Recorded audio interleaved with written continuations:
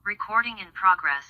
We're back to the Neil Haley Show and small business, talking about the pandemic, things that, all of us did that. I took that shift when I literally thought the world was going down and found out, oh, it's okay. So my guest today, Oreste DAversa, is going to talk about it. How are you, Oreste? Thanks for stopping by, man. Well, thanks very much for having me on as a guest. Appreciate it. So let's talk about what motivated you to write Life Beyond the Pandemic. Well, when the pandemic first started, I was getting concerned that people were losing their livelihoods, both jobs and small businesses. And what's happening as the pandemic went on, there was more and more of this job loss and loss of livelihood. And unfortunately, a lot of these jobs and small businesses are not coming back.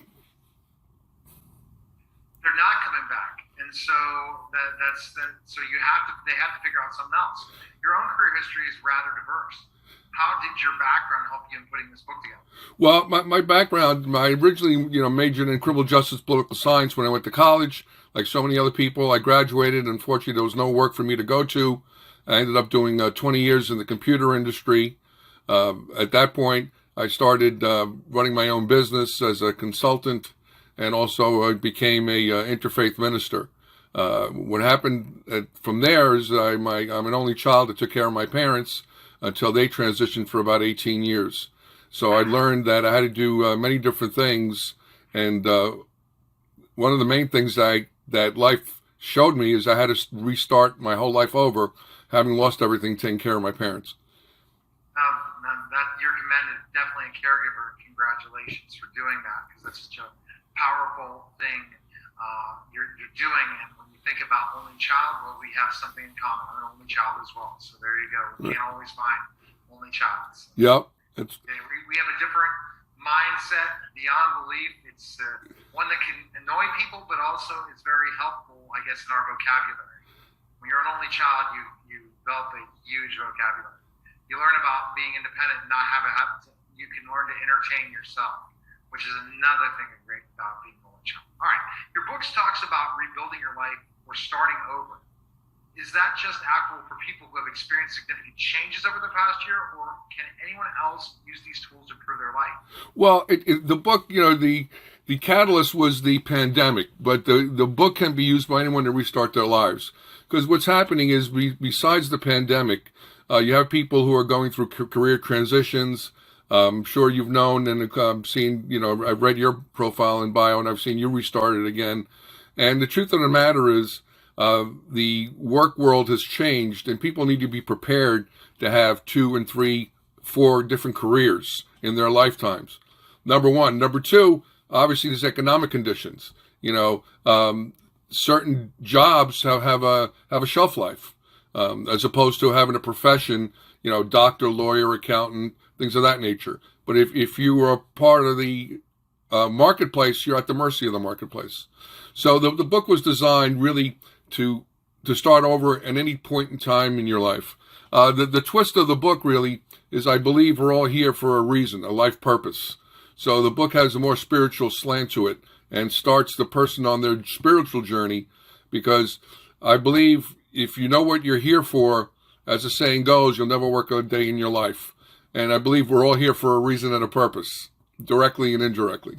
Yeah, definitely we are here for a reason and purpose, and people meet based on specific situations. And, I met you based on, just, hey, a great topic and a great discussion. Now, when you talk about, and so I'm going to kind of transition you into, we got some good background on this. What people are you looking to help most with this book? Is it for everyone, or is it for specific people? Well, it really can be meant for everyone, but realistically, it's those folks, as I mentioned previously, who have lost jobs, who have lost livelihoods. Now, when I say livelihood, we mean, they might have been small business owners, and what's happened is their businesses are no longer viable anymore. Furthermore, we have people who had jobs, and those jobs are not there anymore. So, but by the same token, you have people who have reached a certain point in their life where they're viewing their lives as, okay, I'm done with this segment of my life. maybe a job has reached its 20 years max. Maybe the kids have grown up.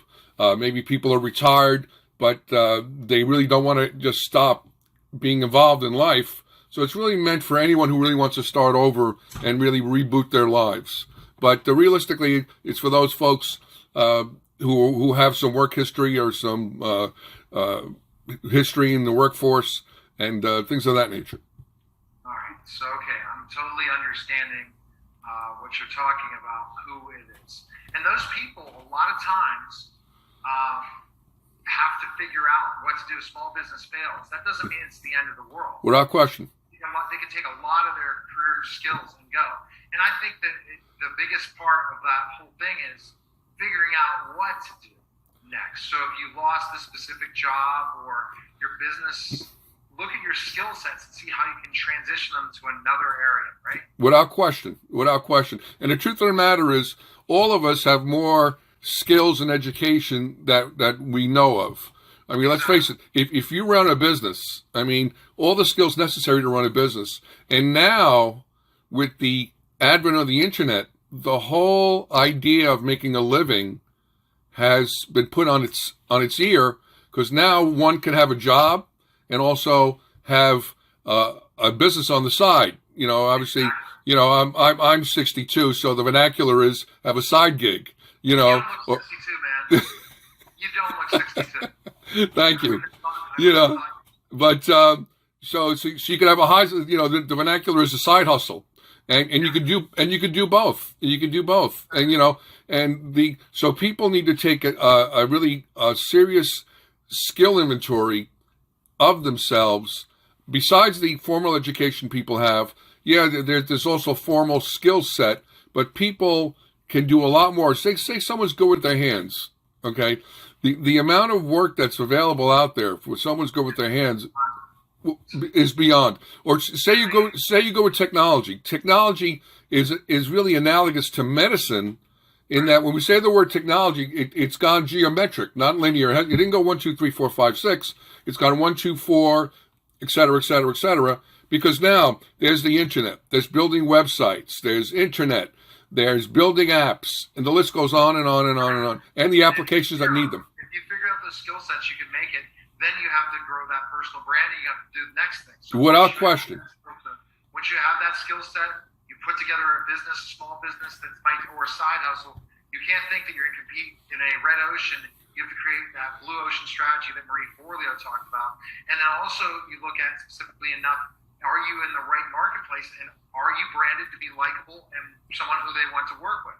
And as you saw my transition from teaching to then tutoring business, then moving my tutoring business onto my marketing business, which now is only focused on tribes and communities and building followers. I said, everyone else can build the websites. I can build websites. Yeah, I can do SEO. I can do all those things, but I want to do something no one else is doing. And then try to be in the marketplace in that, and use my personal brand, which has grown leaps and bounds from where I'm at. Sure. There's a lot of big things, your talents, your skill sets. Where can people purchase your book and learn more about you? Where can they go? Well, they can go to Amazon and also pick it up in any major bookstore to get the book. As a courtesy and as a thank you, they can go to my website, Life Beyond the Pandemic, and get a complimentary chapter for no charge or obligation. All right. Well, I love the point you're making. You're helping small business owners a lot in the world to understand specifically, or people that, hey, there is an option. The problem is you have to want to dream that option, and you have to have a plan of action, and you have to look at what's the best thing. Going to the workplace, and I should put this interview on after I interviewed someone else, it's the workplace person, or someone else. But I appreciate you coming by, and thanks for coming on. All right, thanks. All right, you're listening and watching The Neil Haley Show. We'll be back. Recording stopped. So I took some of your questions, then I got in the flow of that. Yeah, sure. Talking about. So I think that we definitely need to network and connect, because I think we could really be good network. Because I see you're a small business person. That's what you do, is work with small business. Right, exactly. So I think that we can really have some connectivity. What I do is build tribes and communities. Yes. So I build followers and different platforms and different things, and help. I also have the celebrity part of it, where I have co-hosts where celebrities are. So maybe we should chat some, see how we can collaborate with each other. So all right, very good. I'm a right fit for you because you have a lot going already, and it's not. But I think that a lot of your clients might be the right fit for me. Right. And then I can also pass them on and we can collaborate and work together. So let me hook up and we'll see if we can chat sometime. Very good. All right. Thanks for your time tonight. Connect with me on LinkedIn, okay? Okay. Very good. Thanks again. Okay, sure. All right. Thank you. Bye-bye.